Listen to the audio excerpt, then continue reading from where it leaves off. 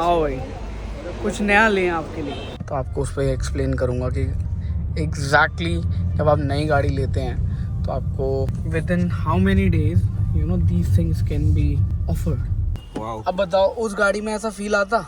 Dubai में कुछ ना कुछ देखो, डीडी तो लेके आ ही रहे हैं, तो डीडी जो लेके आ रहे हैं उसके अंदर और हमें और अपने को नई गाड़ी लेने के लिए भी कहीं जाना है। हाँ क्योंकि हमको यहाँ मिल नहीं रही है। लो भाई V8 की आवाज़ सुन लो, डिफेंडर V8 की। इसमें भी सॉफ्ट लिमिटर दिया हुआ है। तो आपके हिसाब से ये मुझे बताओ कि किसने अगर ट्रेडिंग करनी है स्टार्ट, तो उसको मिनिमम जैसे मान लो for example. Good morning everyone, Sat Shri अकाल सबनू ते सबनू, राम राम ते सबनू सलाम एज वेल। आई होप आप सभी लोग अच्छे होंगे और लाइफ में कुछ प्रोडक्टिव कर रहे होंगे। तो आज का जो एजेंडा है ना, वो कुछ चीज़ें ऐसी हैं जो कि आपके लिए हमें अपग्रेड करनी है। सबसे पहले तो वेबसाइट, तो डीडी और फ्यूम्स की वेबसाइट का करने वाले हम अपग्रेड। और ये माइक लिया था मैंने, उसको यूज़ करके आपको मैं इनपुट दूंगा। पहले वाला माइक जो है वो प्रिंस ने टीम को दे दिया, team will be using it. अरे वाह, ये भी जब भी पाती है भाई, मज़ा आ गया। कुछ देखो चेंज लग रहा है।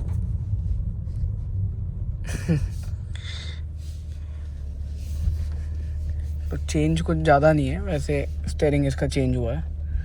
और रीज़न उसका ये था कि जब मतलब मैंने गाड़ी की डिलीवरी ली थी ना, तो उसमें एक दो जगह निशान थे। तो कंपनी वाले ने बोला कोई बात नहीं, आपकी गाड़ी वारंटी में है, विल गेट इट रिप्लेस्ड। तो रिप्लेस होके आ गया भाई, अब आ रहा है फील इसके अंदर। Everything is top notch. अभी आपके सामने अच्छा, मेरे इंस्टाग्राम पे मैंने इसकी वो करी है अनरैपिंग। तो इधर एक लोगो लगा हुआ था, सॉरी लोगो कह रहा हूँ, वो एक रिलीज़ पेपर लगा हुआ था इस लोगो पे, वो हटाया मैंने। तो इंस्टाग्राम पे आपको देखने के लिए मिल जाएगा। अब छोटी छोटी चीज़ें थी, वो मैं आपको दूसरे व्लॉग में बताऊँगा। जैसे मैं कार रिव्यू का चैनल स्टार्ट करूँगा ना, तो आपको उस पर एक्सप्लेन करूँगा कि एग्जैक्टली जब आप नई गाड़ी लेते हैं तो आपको within how many days you know these things can be offered by the company to replace. तो रोहित भाई गए हैं पीतमपुरा और मैं जा रहा हूँ ऑफिस।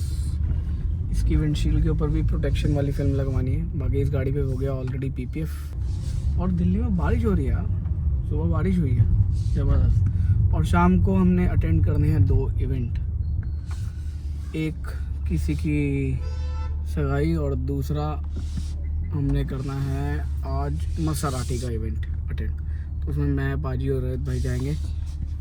बाकी दुबई के व्लॉग्स आपको आई होप अच्छे लगे हो।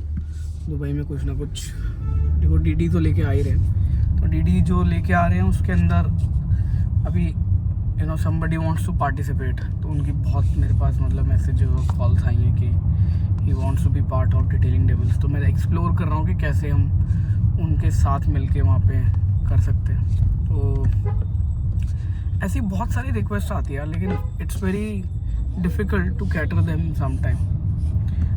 वो इसलिए बता रहा हूँ क्योंकि आपकी सिंक मतलब ये चीज़ सिंक भी होनी चाहिए, वेवलेंथ, फ्रिक्वेंसी।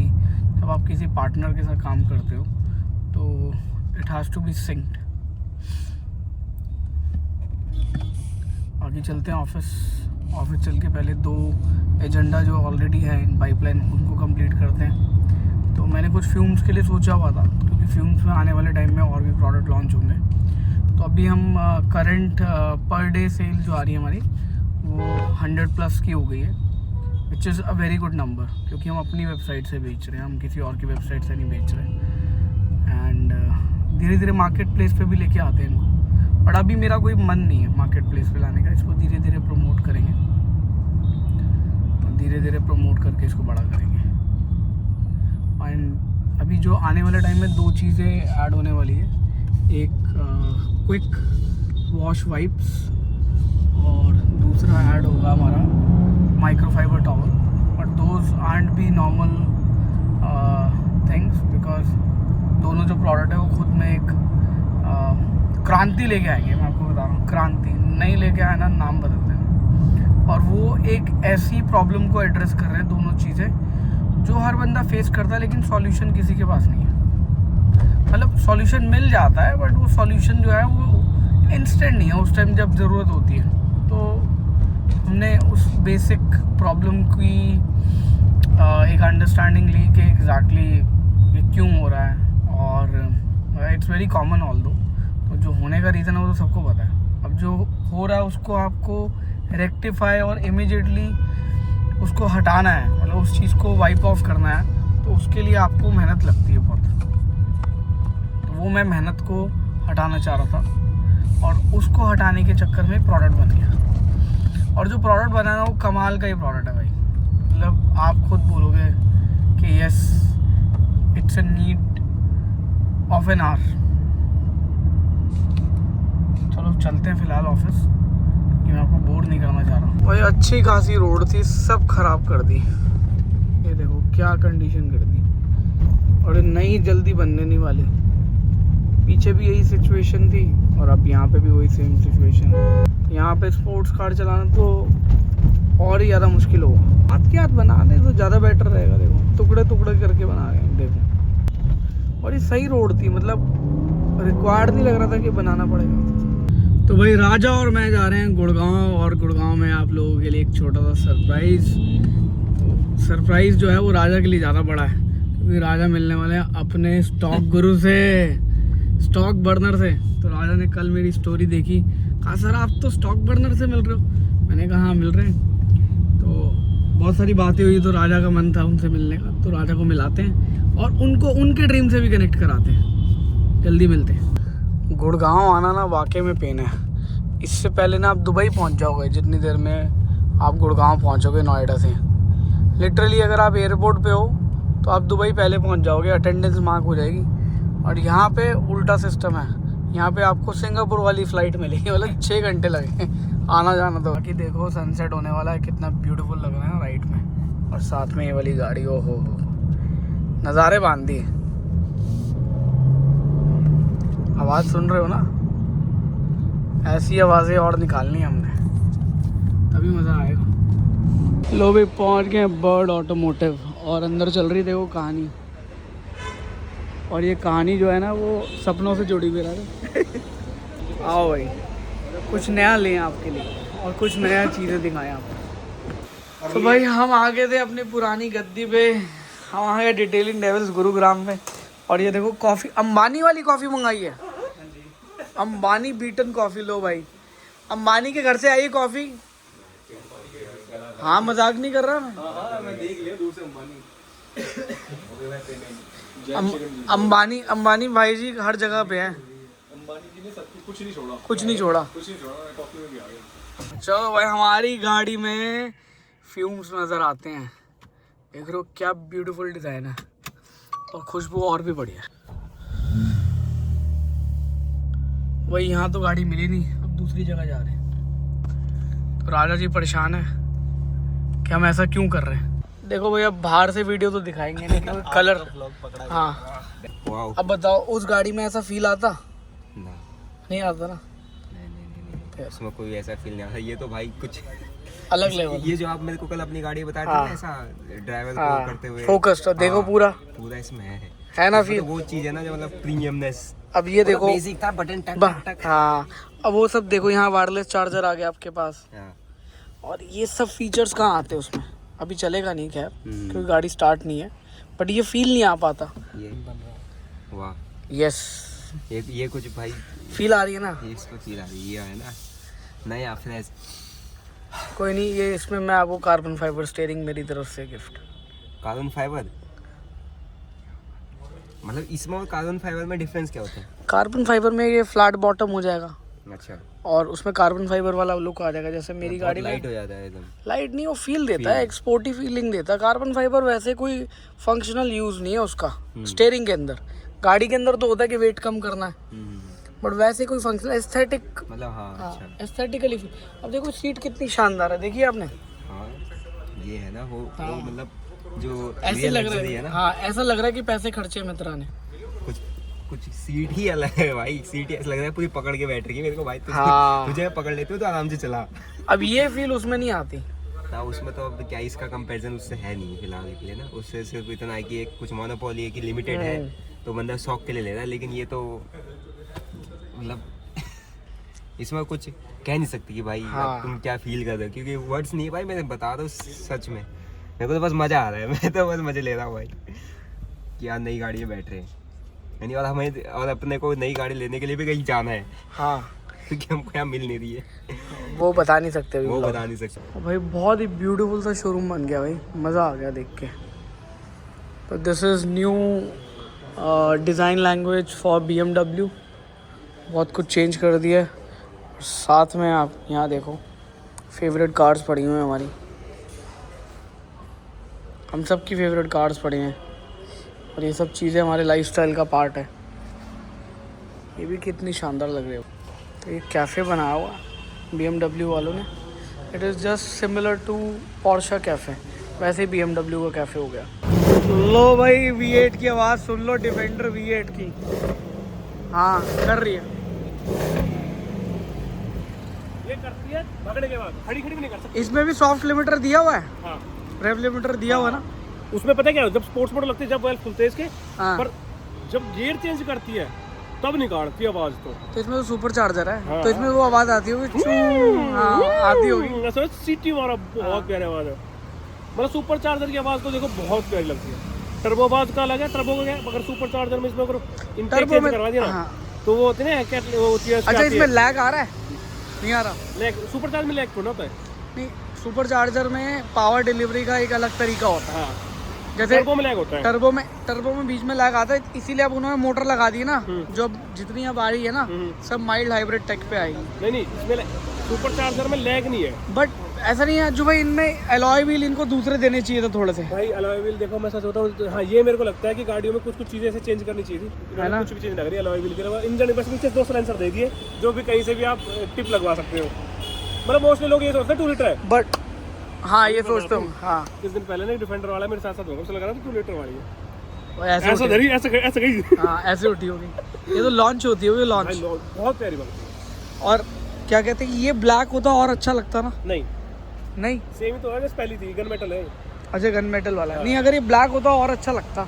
इससे क्या होता है, ये टिप्स और प्रोमिनेंट नजर आते नहीं, हैं। अभी तो इसमें बहुत सारी चीजें होंगी, अभी नहीं करूँगा। 1-1.5 महीने बाद ये गाड़ी चेंज होकर मिलेगी।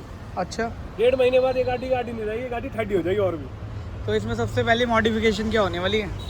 कुछ नहीं होगा सौरभ भाई, इसमें सिर्फ इंजन हमारे V12 धरवानी है। V8 4 सिलेंडर डालोगे कहाँ?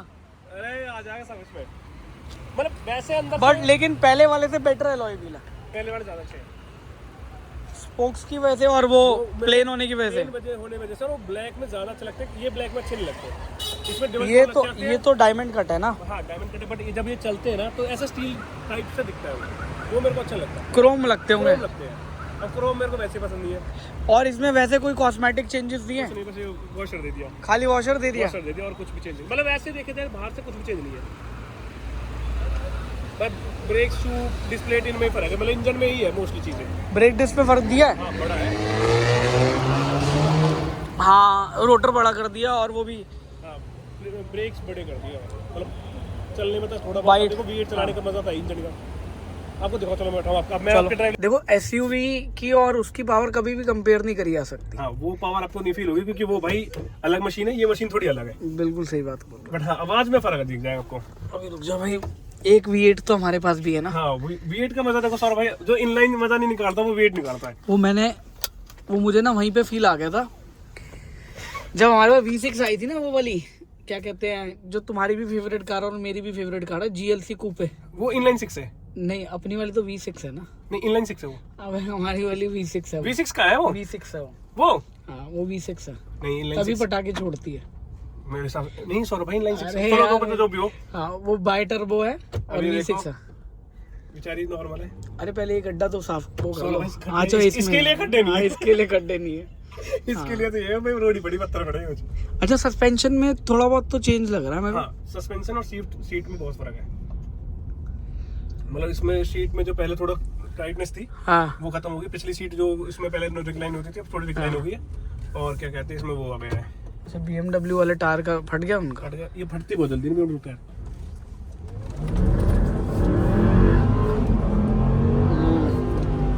बट जो आगे से ऐसे उठ रही है ना, वो अलग लेवल की है। पावर तो है अज्जू भाई, पावर है ना, बिल्कुल है, 200% है। और इतने बड़े ट्रक ले भगा। वही तो मैं सोच रहा हूँ कि जिस हिसाब से जिस उस पे, और लेकिन राइट लेफ्ट जाता स्टीयरिंग जाता है, फ्री हो जाता है, स्टीयरिंग जैसे फ्री हो जाता है ना, हाँ। तो बहुत मतलब काम थोड़ा वैसे करता है कि ऐसा लगता है हवा में स्टीयरिंग पूरा। नहीं बट टाइट होता होगा, एक डायरेक्शन में तो टाइट होता होगा, टाइट होता है है ना। मतलब ऐसे जैसे मान लो भी चल रहा है नॉर्मल। हाँ। अच्छा मैं एक चीज दिखाता हूँ आपको। इसमें स्पोर्ट्स है, स्पोर्ट्स के अलावा भी है कोई और? नहीं स्पोर्ट्स है सीधा, खाली स्पोर्ट्स स्पोर्ट्स है। जैसे मान लो भी ये है हाँ। सुपर चार्जर का सबसे प्यारी मजा जो चीज होती है वो है ऐसे यार है। हाँ। अच्छा ओ तेरी, पंजा धरता नहीं, हाँ मैं समझ गया, लैग नहीं है। हाँ लैग नहीं है, अरे लेकिन झटके भी दो भाई। ये मत सोचना मैं कैमरा पीछे कर रहा हूँ, ये एक्चुअल में गाड़ी कर रही है। मैं सौरभ भाई को दिखा रहा था, मैं देखो सुपर चार्जर में ये नहीं है। ये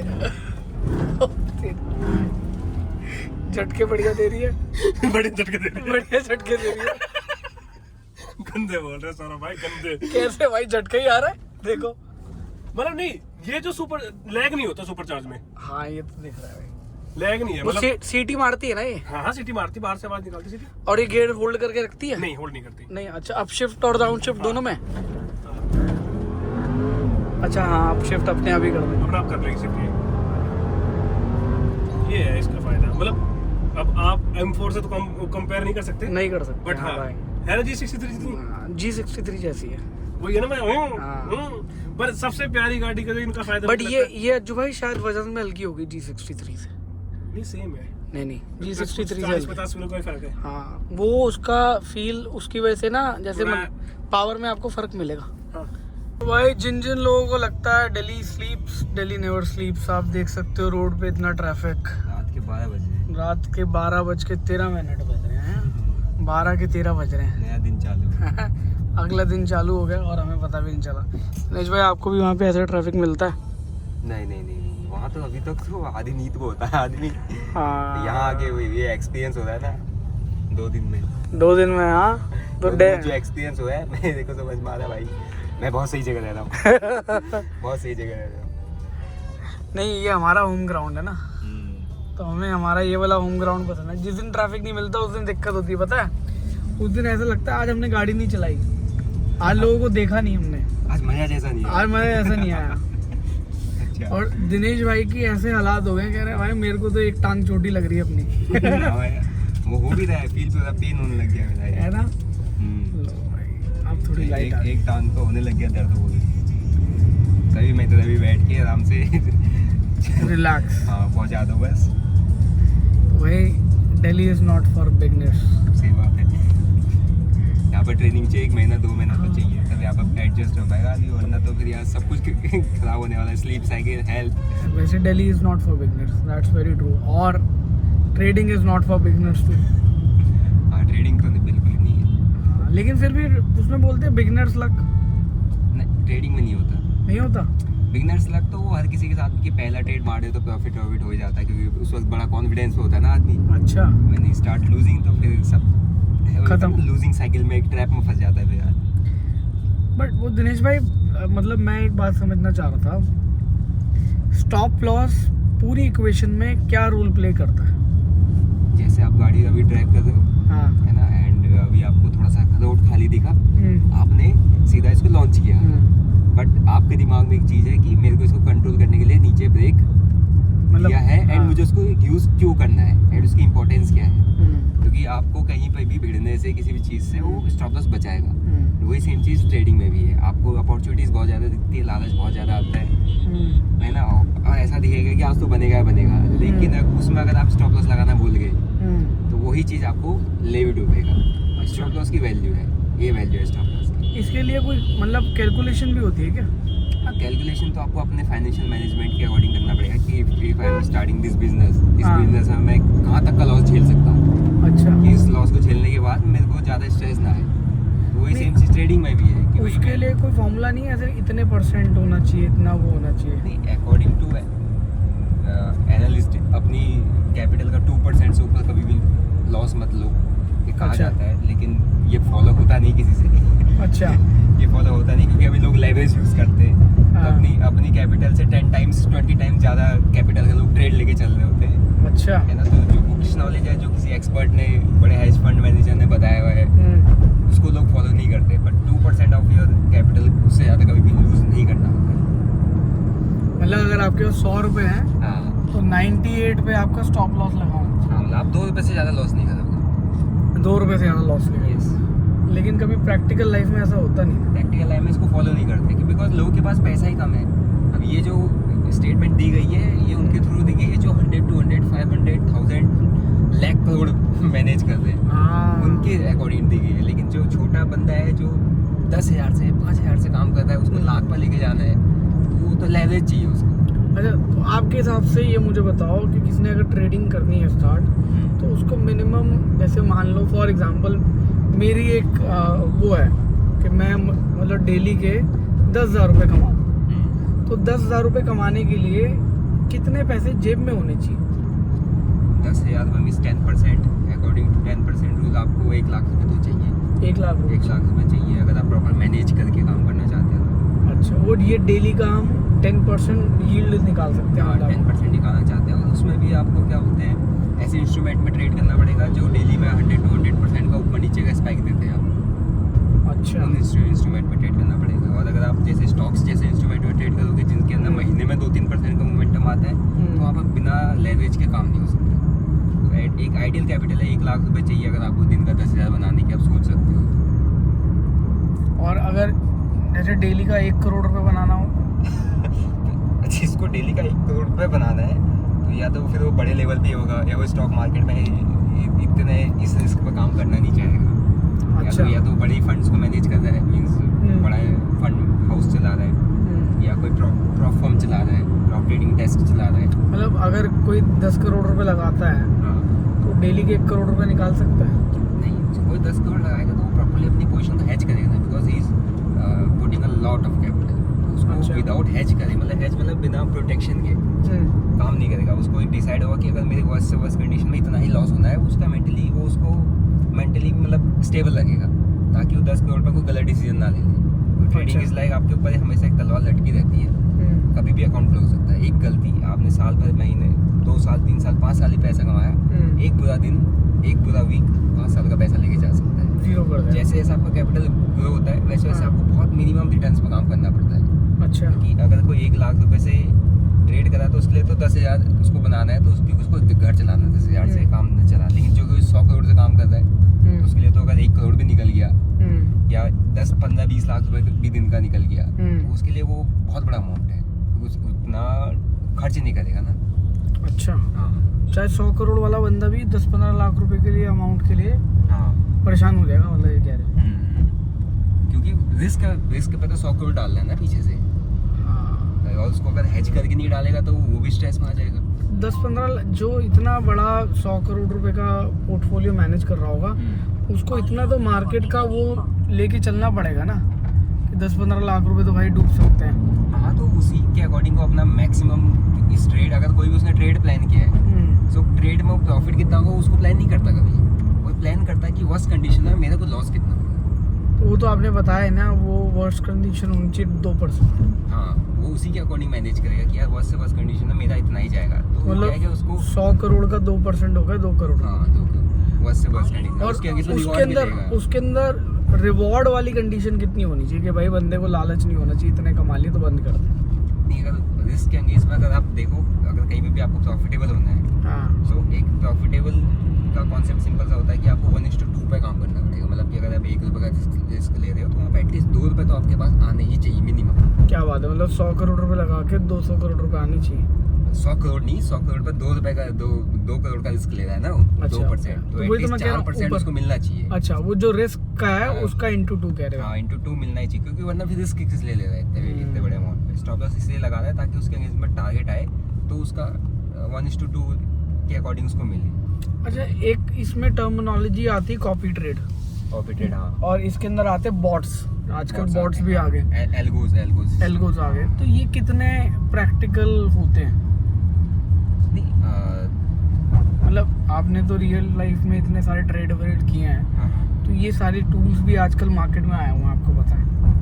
अब और इन टूल्स की वजह से लोग कहते हैं कि यार अगर कोई बंदा अच्छा कर रहा है मैं उसको फॉलो कर लूँ तो मेरे 2 पैसे बन जाएंगे, क्योंकि उसके लिए उसको एफर्ट नहीं मारने पड़े, वो दूसरे के एक्सपीरियंस के ऊपर पैसे लगा रहा है। और दूसरी तरफ बॉट्स आ जाते हैं, तो ये बॉट्स कई लोग बहुत सारे यूज़ कर रहे हैं, तो मार्केट में दिखाते रहते हैं कि हाँ भाई मैंने ये वाला बॉट यूज़ किया और ये मेरे लिए ऑटोमेटिकली पैसे कमा रहा है। तो वो कितने प्रैक्टिकल लाइफ में ये दोनों जो टूल्स हैं वो काम आते हैं? अगर मैं आपको जेन्युइनली अपना एक्सपीरियंस बताऊं, हाँ। मैं तो ट्रेडिशनल वे को ज़्यादा फॉलो करता हूँ, क्योंकि हाँ। ट्रेडिशनल वे पे ही ट्रस्ट बनता है, क्योंकि वो आप पे डिपेंडेंट है। इनडायरेक्टली अगर बॉट भी है ना, तो उस बॉट को भी कोई ना कोई ह्यूमन ही कंट्रोल करता है, जो मैन मेड ही है। अच्छा, वो एल्गोरिदम उसने लिखा हुआ। हाँ, ये कहीं ना कहीं ह्यूमन ही कंट्रोल करता है, ह्यूमन ही उसको क्लिक करेगा ऑन, ह्यूमन ही उसको ऑफ करेगा। एट द एंड हाँ, इमोशंस तो आने ही आने हैं। बॉट पे डिपेंडेंसी रखना तो बेवकूफ़ी होगी। बॉट उनके लिए काम करता है जो बड़े फंड हाउस होते हैं, और अच्छा। बहुत छोटे से मार्जिन का काम करते हैं। और अच्छा। उनके लिए एल्गोस या बॉट का मतलब होता है कि एक माइक्रो सेकंड्स के अंदर बड़ी क्वांटिटी में एंट्री मारना, बड़ी क्वांटिटी में एग्जिट मारना, वहाँ पर बॉट काम आता है। उसके लिए कितने पैसे चाहिए होंगे? मीन्स जैसे बड़े फंड हाउस है, अगर कोई 100, 200, 500 करोड़ का ऑर्डर पंचअप करना चाहता है तो मैनुअली तो करेगा नहीं, बॉट का यूज़ वहाँ पर होता है। लेकिन ट्रेडिंग से प्रॉफिट बनाने के लिए बॉट का यूज़ नहीं कर रहा है। ट्रेडिंग से प्रॉफिट बनाने के लिए उस फंड हाउस का जो फंड मैनेजर है उसका ब्रेन यूज़ होता है। अच्छा, कि कौन से स्टॉक्स में कहाँ पे कैसे कितनी एंट्रीज बनानी है, कितने प्राइस डिफरेंस में हम निकल जाएंगे, किस स्टॉक पंप करवाना है, किसको डंप करवाना है, कहाँ मैनिपुलेशन करना है, वो उसका दिमाग चल रहा है। लेकिन बॉट का सिर्फ यूज़ वो टेक्निकल वे में करता है कि मेरी एंट्री एग्जीक्यूशन में मतलब अच्छा, तेजी आ जाए, काफ़ी फास्ट एग्जीक्यूट कर सके। अब हम क्या करते हैं, हमको लगता है कि वो बॉट से पैसा बना रहे हैं, बॉट से थोड़ा पैसा बना रहे हैं। और ये रिटेलर को एक तरीके से थोड़ा सा ना नया प्रोडक्ट दिखाने के लिए बॉट, एल्गो, ये टर्मोलॉजीज, ताकि लोगों को लगे हाँ चलो इससे नहीं बन रहा तो इससे बन जाएगा, ट्राई कर दो, इससे नहीं तो इससे बन जाएगा। बेसिकली पैसा जो बनेगा वो आपके खुद के एक्सपीरियंस से बनेगा। ट्रेडिशनल वे में तो मतलब दिनेश भाई आप भी एग्री करोगे, लोग क्या करते थे पहले कि बेस्ट ऑफ 10 स्टॉक्स निकालते थे और फिर उन्हीं के अंदर वो ट्रेडिंग करते थे। हाँ। वो आज भी वही एप्लीकेबल होता है। Yes yes. तो मेरे को इतनी नॉलेज नहीं है, बट मतलब मैंने जितनी मतलब नॉलेज मार्केट से गेन करी है, मैं सिर्फ वही आपके साथ पूछ रहा हूँ।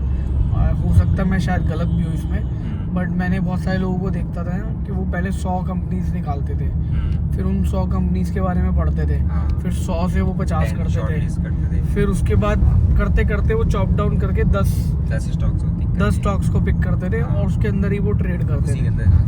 और कई लोग उसमें होता था कि डेली के जैसे 2-3 हज़ार रुपये कमाए तो बंद कर देते हैं, मतलब वो इंट्राडे जो ट्रेडिंग कहते हैं, तो उसके अंदर वो 2-3 हज़ार रुपये कमा के अपना ट्रेड बंद कर देते। कई लोग कॉमोडिटी में भी डील करते थे, तो कॉमोडिटी वालों का अलग वर्टिकल होता था कि भाई मेरे को शायद 4-5 हज़ार रुपये कमाने हैं, क्योंकि उनका मतलब हो सकता है उनके माइंडसेट ही वैसे डेवलप हुआ। बट क्रिप्टो के आने से ये माइंडसेट चेंज हो गया मुझे ऐसा लगता है, और लोगों को लिवरेज ज़्यादा मिल गई है, तो छोटे पैसे में भी वो सोचते हैं मैं बड़ा पैसे कमा लूँगा, अपॉर्चुनिटी दिख रही ना उसको। बट ये कितना रिस्क वाला काम है ये अभी तक कोई नहीं बताता इस बारे में कि भाई साहब आप जो ट्रेड कर रहे हो, ये जो लिवरेज दे रही है, लिवरेज मतलब बेसिकली कई लोग इसको कहते हैं इन्वेस्टमेंट इन द सेंस कि आपको एक कंपनी बोलती है कि आप 10 रुपये हमारे साथ इन्वेस्ट करो, लेकिन मैं आपको उसका 100x या 200x या 500x की लिवरेज दूंगी ट्रेड करने के लिए। पर उस सिचुएशन में होता है कि ट्रेड आपका लगता बड़ा छोटा है, लेकिन रिस्क पूरे का होता है, पूरे अमाउंट का रिस्क होता है ना। आप जो ट्रेड ले रहे हो वो आपने 10 रुपये में नहीं ले रहे हो, हाँ, आपने 10x ले लिया, तो अब इसका मतलब ये होगा कि आप 100 रुपये पे ट्रेड ले रहे हो, 100 रुपये पे आपकी ट्रेड, जेब में ही 10 रुपये हैं। हाँ, तो अगर आपने कोई चीज़ 100 रुपये पर उठाई है और 100 रुपये का चीज़ 90 आ गया, हाँ, आपका जो 10 रुपये था ना वो 0 हो जाएगा, हाँ, क्योंकि आपने ट्रेड 100 रुपये के अकॉर्डिंग ले लिया, लेकिन था तो आपकी जेब में 10 रुपये था। मल्टीपल उसी के हिसाब से चलेगा। आप लेवरेज 10 टाइम यूज वो है कि आपका वो जो ट्रेड है ना बहुत मतलब कुछ सेकंड्स के लिए चलेगा वो, क्योंकि सेकंड्स में आपको अच्छा प्रॉफिट हो जाएगा। हाँ। फॉर एग्जांपल 100 रुपये पे प्राइस चल रहा था, आपके पास 10 रुपये, आपने 10x एवरेज ले लिया, आपने 100 रुपये का ट्रेड उठा लिया पूरा, 100 का 110 हुआ, तो आपका 10 जो है वो 20 हो जाएगा, क्योंकि आपने 10 रुपये का प्रॉफिट बना लिया वहाँ पे, क्योंकि ट्रेड आपके 100 के अकॉर्डिंग था। लेकिन वही अगर 100 रुपये का 90 पे आ गया और आपके पास थे ही 10 रुपये, आपने 100 रुपये का ट्रेड उठाया, तो आपका जो अकाउंट में 10 रुपये है पूरा वो पूरा निकल जाएगा। ये है सेटबैक लेवरेज का। लेवरेज को अगर अगर सही तरीके से आदमी को यूज़ करना आएगा सो वो अपने कैपिटल को काफ़ी अच्छे तरीके से ग्रो कर सकता है, मल्टी फोल्ड में ग्रो कर सकता है। लेकिन लेवरेज को मतलब तरीके से यूज़ ना कर पाए, उसको लालच आ जाए यार अब तो मेरे को दिख ही रहा है मार्केट में, आज तो मार्केट ऊपर ही जाने वाला है, और उसने कहा कि यार चलो 10,000 रुपये, चलो 100x लेवरेज ले लेता हूँ, एक टिक में अकाउंट उठ जाए। और ये प्रेडिक्शंस पे कितना रिलायबल होना चाहिए, मतलब रिलाय करना चाहिए कि किसने प्रेडिक्ट कर दिया?